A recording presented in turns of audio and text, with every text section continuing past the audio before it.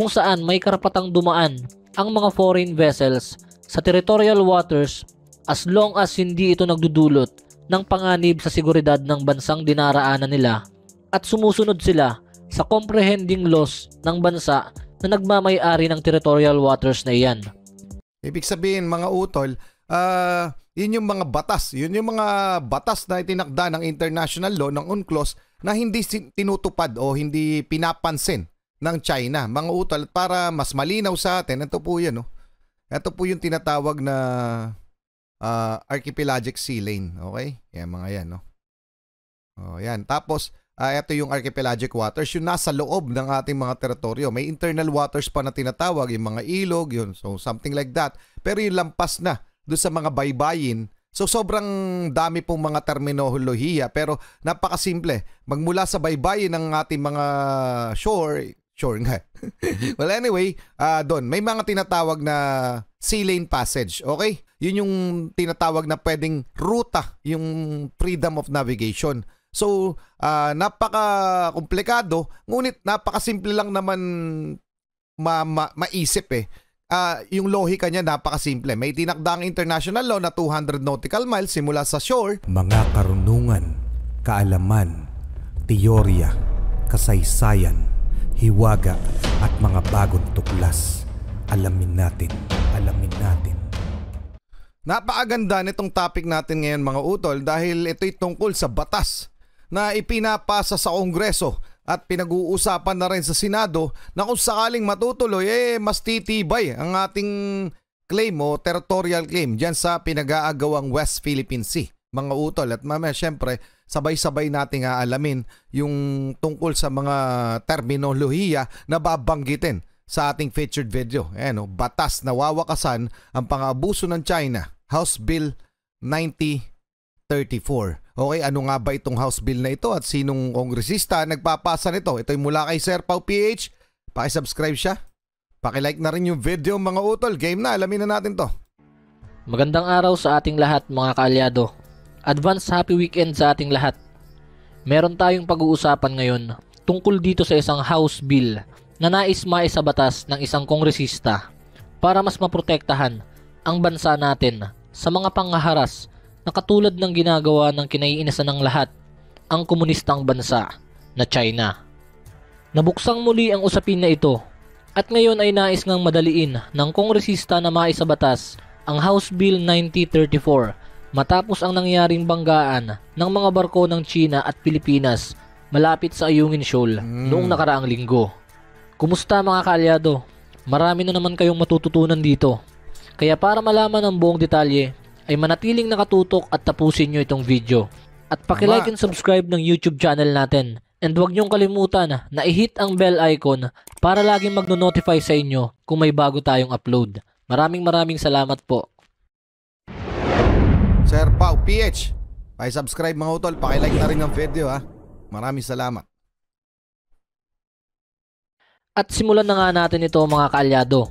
Noong Miyerkules nga ay nananawagan si Bicol Saro Party List Representative Brian Raymond Yamsuwan sa lahat ng mga mambabatas na aprubahan na ng mabilisan ang pagdinig sa House Bill 9034 upang sa pamamagitan nito ay agaran ng ma-establish ang archipelagic sea lanes na siyang sagot para matapos na ang unauthorized passage ng mga foreign vessels sa loob ng territorial waters at airspace ng Pilipinas. So naging urgent nga mga kaalyado itong panawagan ni Representative Yamsuwan dahil sa nangyaring collision sa West Philippine Sea. Na ayon sa kanya, ito ay banta sa regional peace and stability ng ating bansa and blatant violation ng international law. Sa totoo lang naman mga utol, talagang parang wala nang pakialam ang China sa international law, yung mga batas na itinakda ng UNCLOS o yung United Nations Convention on the Law of the Sea. So baliwala na sa kanila, hindi nila pinapansin, 'di ba? May arbitral ruling na pero baliwala sa kanila. Sinasabi nila hindi nila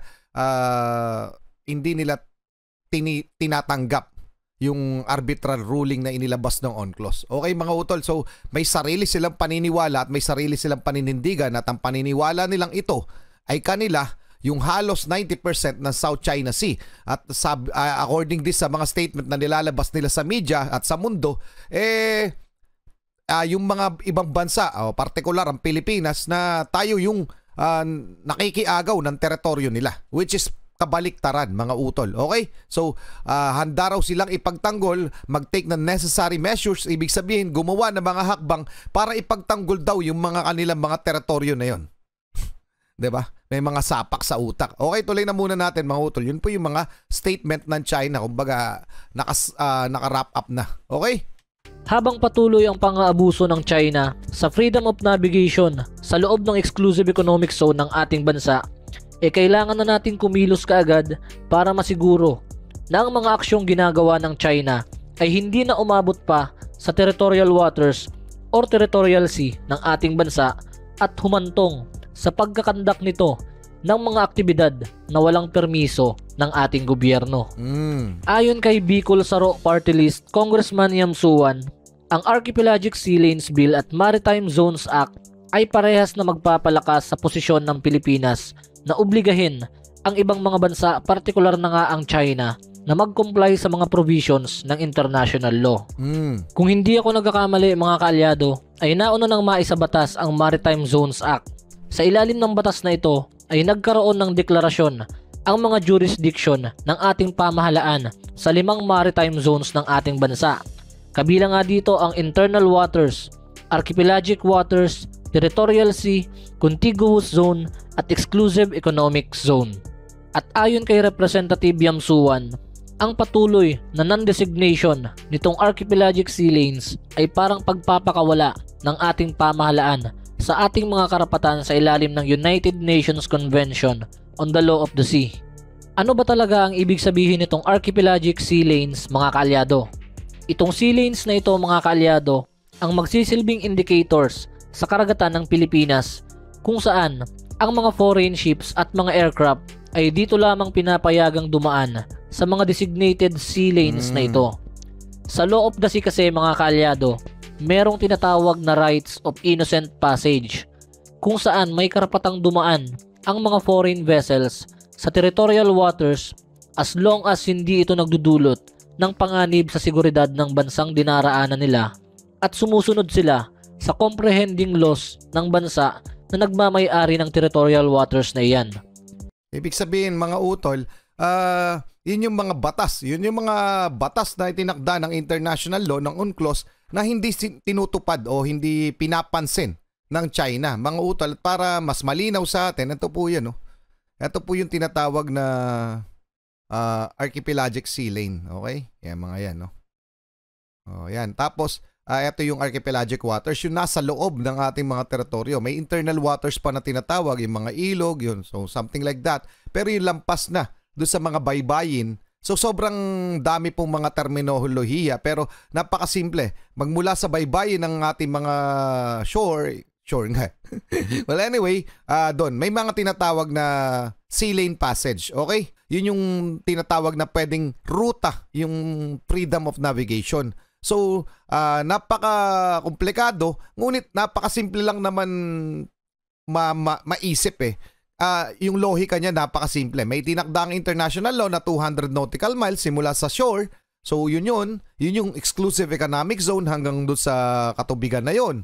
Ngayon, yun yung mga pag-aari, yung mga pumapasok doon, pag-aari na pilit inaagaw ng China na hindi naman nila kumbaga hindi nila ginagalang yung mga batas na itinakda ng international law. Ngayon, paano pa natin madudugtungan kung sakaling magagawa tayo ng another domestic law, yung lokal natin, yung ating sariling batas, hindi na nga tayo nire-respeto ng China sa mga bagay na yan. Pero mas titibay lamang yung ating claim kasi with accordance yun sa international law.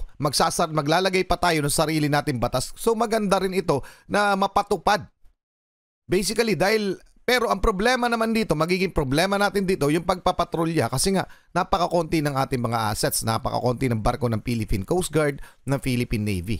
So yun rin yung dahilan naman kung bakit tayo nahaharas ng China sa ating mga teritoryo na ngayon nga ang gusto nila i-all out na pati yung Pag-asa Island, mga utol ay inaagaw na ng China.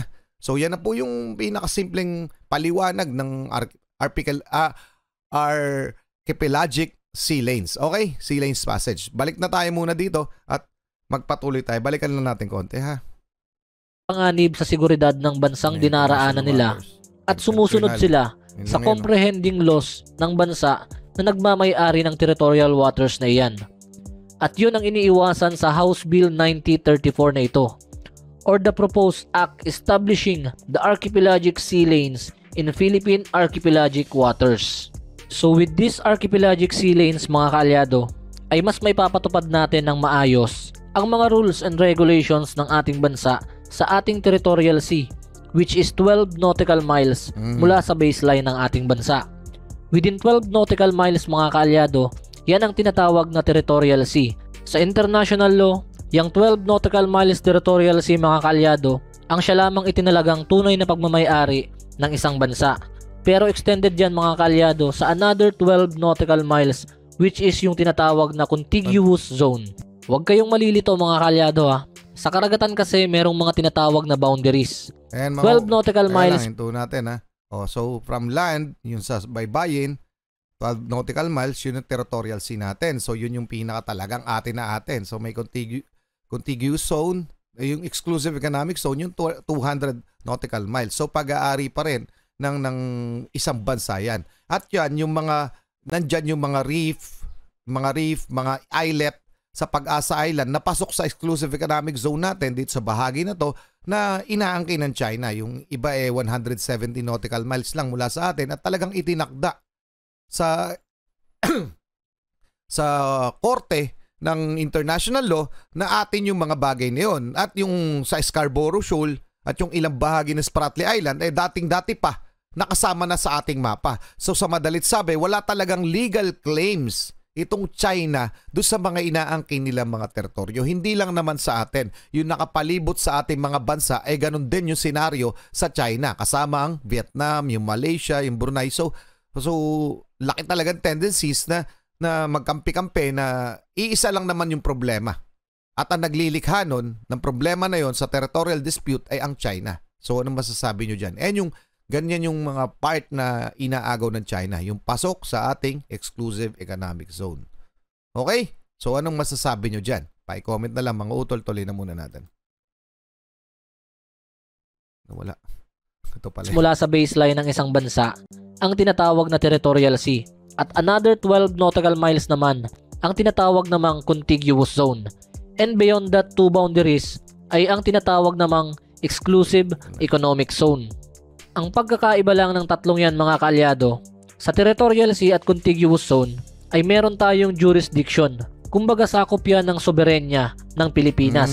Samantalang ang exclusive economic zone naman mga kaalyado ay meron lamang tayong sovereign rights. Kumbaga tayo ang may karapatan sa lahat ng marine resources, sa lahat ng yaman na nasa loob ng 200 nautical miles exclusive economic zone. Pero at yun yung mga utol, yun yung mga bagay na kinokontra ng China. Sila daw yung may sovereign rights. Okay? Hindi lang sovereign rights ang sinasabi nila. Sovereignty. Pag sovereignty kasi, yung supreme authority. Okay? Pag-aari talaga. Literal. Pag-aari ng bansa. So hanggang dun lang po. Dun sa exclusive economic zone natin, tayo yung may karapatan.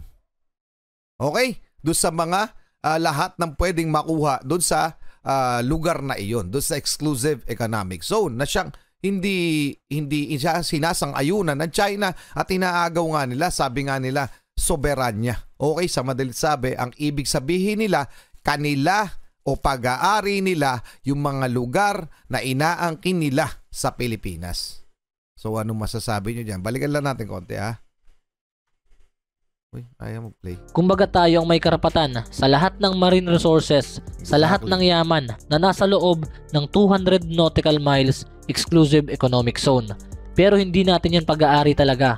May karapatan ng ibang bansa na mag-conduct ng freedom of navigation sa 200 nautical miles exclusive economic zone. Depende yan sa rules na meron ang ating bansa. At kagaya nga ng palagi kong sinasabi mga kaalyado, ay hindi nasakop sa freedom of navigation ang ginagawa ng China ng pangaangkin ng teritoryo, pag-i-install ng mga artificial island at pangaharas sa mga Philippine Coast Guard natin sa tuwing magkakandak ng resupply mission. At doon pa lang sa lilinawin ko lang mga utol, doon pa lang sa tinatawag na yung paggagawa nila ng artificial islands doon sa mga disputed area. Okay, pinag-aagawan teritoryo, bawal na po yun sa international law. Ang mga disputed areas, bawal lagyan ng kahit anong istruktura. Yan ay nakatalaga sa international law o sa UNCLOS, mga utol.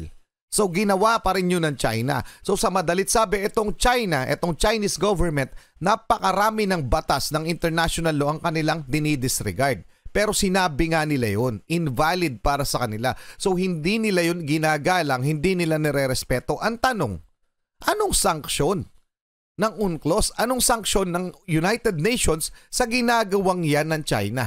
Di ba parang wala naman? Okay, so ang ginagawa na lang natin ng Pilipinas, ng mga kaalyado rin nating bansa, nagte-take part tayo in a way na tinutulungan tayo ng mga kaalyado nating bansa na proteksyonan yung ating mga teritoryo at seguridad ng ating lugar. Yung estabilidad. Yun lang naman yung pakay rin ng EU, ng European Union, ng United States. So yun po yung pinapanatili nila.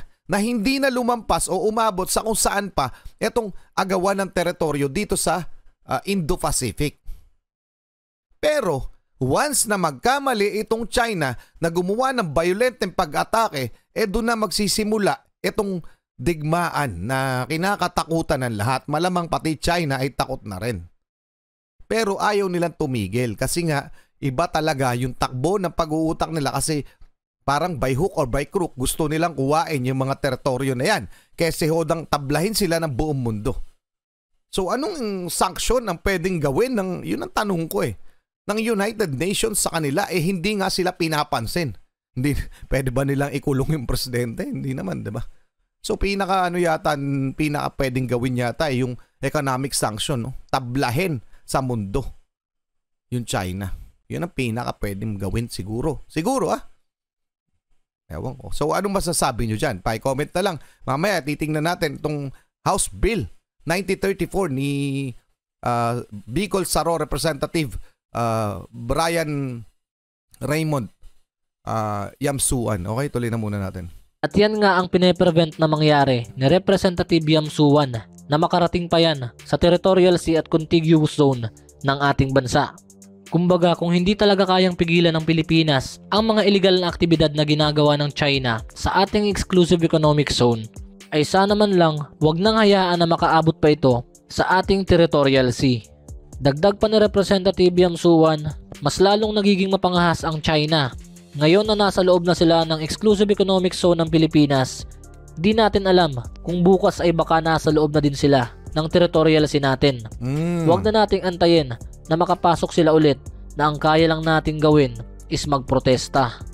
Sa ngayon mga kaalyado ay hindi pa malinaw kung hanggang saan ang sakop ng archipelagic sea lanes na ito.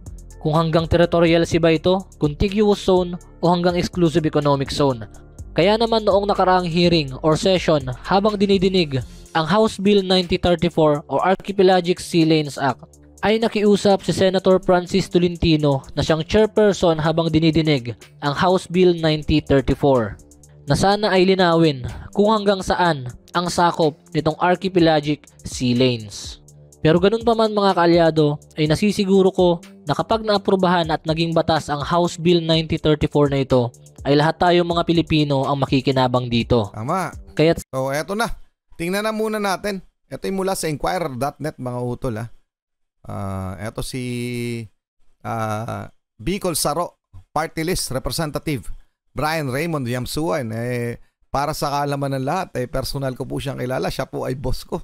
Okay? So congrats Sir Brian. Anyway, nakakatuwa lang, no? Napakabait na tao po niyan. Congressman Brian Raymond Yamsuan urged his colleagues on Wednesday to pass House Bill 9034, the proposed act establishing the archipelagic sea lanes in Philippines archipelagic waters. Okay? At sana nga, madaliin ng mga kapwa niya kongresista ang pagpapasa nitong batas na ito.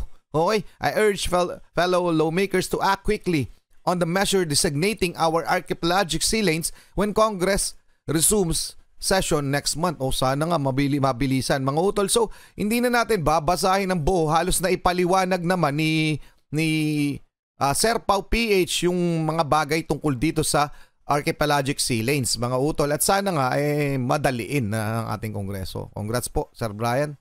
Napakabuti ng inyong House Bill na yan. Natutuwa ako. Anong masasabi nyo dyan, mga utol?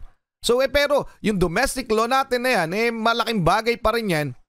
Kasi ito naman ibabase sa international law. So mas matibay na rin ang claim natin kung sakali at mas matibay yung magiging mga ebidensya natin kung sakaling lalabag ang China sa batas na itinakda ng Pilipinas at ng international law. Pero gaya ng sabi ko, anong sanction ang gagawin ng United Nations o noong UNCLOS tungkol sa mga ginagawa ng China? So magrereklamo na naman tayo. Anyway, mga utol, pa-comment ang inyong opinion. Hanggang doon lang muna. Muli ako sa Target Achilles and we have the Real South Pride Production. Ako ay nagpapasalamat sa walang sawa niyo pagsuporta. Kayo mag-iingat, keep safe, God bless. Saludo po ako sa inyong lahat. Maraming salamat, Sir Pau PH.